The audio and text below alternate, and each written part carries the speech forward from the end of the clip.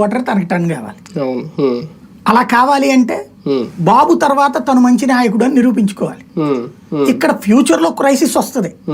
ఎందుకంటే బాబు తర్వాత వారసుడుగా లోకేష్ చూపెడతారు కానీ పవన్ కళ్యాణ్ చూపెట్టలేదు తెలుగుదేశం పార్టీ. అలాంటి పరిస్థితి వచ్చిన రోజున అప్పుడు ఈయన దిగుతాడు.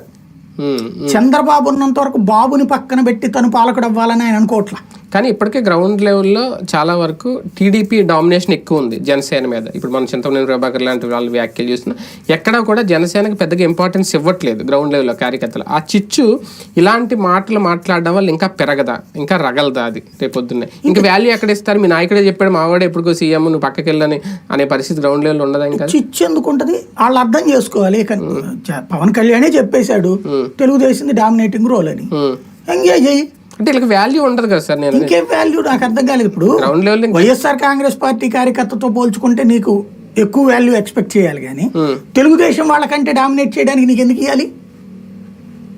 ఇప్పుడు ఫర్ ఎగ్జాంపుల్ మీ జిల్లాలోనే చూసారు, పిఠాపురంలో ఉంది. పిఠాపురంలో ఎవరెవరికి వాల్యూ ఇస్తున్నారు? అక్కడ డామినేట్ చేస్తుంది ఎవరు? జనసేనగా. ఎందుకని? అక్కడ తమ పవర్ లో ఉన్నారు కాబట్టి. అలాగే అంటే అదొకటి. అంటే అది పవన్ కళ్యాణ్ నియోజకవర్గం కాబట్టి దాన్ని మనం ఎగ్జాంపుల్ గా తీసుకోలేమేమో మిగిలిన చోట్లతో పోలిస్తే. అక్కడ ఉన్న లీడర్ ని బట్టి ఉంటుంది అంటూ. ఇప్పుడు అదే నెల్లిమర్లు చూడండి, మరి అక్కడ ఎందుకు ఆవిడ మాధవ్కి ఎందుకు ఇవ్వట్లేదు? సెపరేట్ గా ఎందుకు కూర్చుని మీటింగ్లు పెట్టిన కనీసం ఆవిడ ఎందుకు పెట్టట్లేదు? అక్కడ టీడీపీ డామినేట్ చేస్తుంది కదా. లేదు, అక్కడ డామినేట్ చేయట్లేదు. నెల్లిమర్లలో ఆవిడ డామినేషన్ తట్టుకోలేక టీడీపీ పోరాడుతుంది. సెపరేట్ గా పెట్టుకుంటుంది, సెపరేట్ మీటింగ్. వీళ్ళతో కలుపుకోవట్లేదు కదా, వీళ్ళని కలవనివ్వట్లేదు కదా. అక్కడ వాల్యూ తగ్గిపోతున్నట్టే కదా.